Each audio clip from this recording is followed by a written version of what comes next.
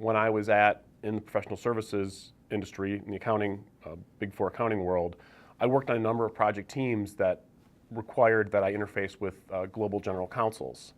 And I really enjoyed it, and it really kind of reinforced that those were my people. And thankfully, I was able to do that in the evening and do law school at night while I kept my day job, so to speak. And while I had a non-traditional entry into law school, meaning I did it at night, I had a very traditional entry into practice. Halfway through law school, started as a summer associate, and here I am now. So my practice is mixed. I would say, roughly half of it is pure transactional work, mergers and acquisitions, acquisitions of a business, a divestiture of a business, usually in the middle market space. Outside of the pure transactional work, the M&A deals, I act as kind of in-house counsel to a number of family businesses and middle market businesses, and I really, really enjoy that. I love that I'm the business owner's first call, whether that's an employment issue, really any other issue, a supply agreement issue, any other type of commercial agreement. I love that I'm that first call, even if it means that I'm handing that off to someone else in the firm.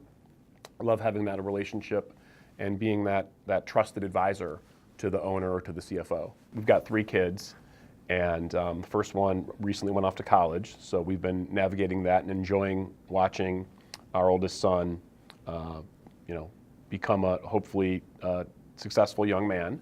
He's off to a great start. And I've always been active with the kids as much as I can be, extracurricular stuff. Really enjoyed being a ski club dad at my kids' school over the past 4 or 5 years. I both ski and snowboard. I mix it up a little bit. Now, my wife and I like to go cross-country skiing as well. So when others are complaining about the Cleveland weather, we're hoping for another 10 or 12 inches of snow on most weekends at least. My parents were very generous. I was an only child, but my parents took in over a 10 or 12 year period a number of foster children. So my parents were very, very active in foster parenting. And so when I look to support organizations, either financially or with my time, I'm easily drawn into organizations that help kids. And then the other category would be, and really more directly in support of what I do day to day as a lawyer, is I've been involved in a lot of advising, mentoring, and then even providing legal services to startups, so entrepreneurial organizations, be they Cleveland focused solely, or more or regionally or more nationally focused. I like working with startups and entrepreneurs. The fact of the matter is there are no shortage of good attorneys around town that can draft an operating agreement for you or that can draft an asset purchase agreement for you.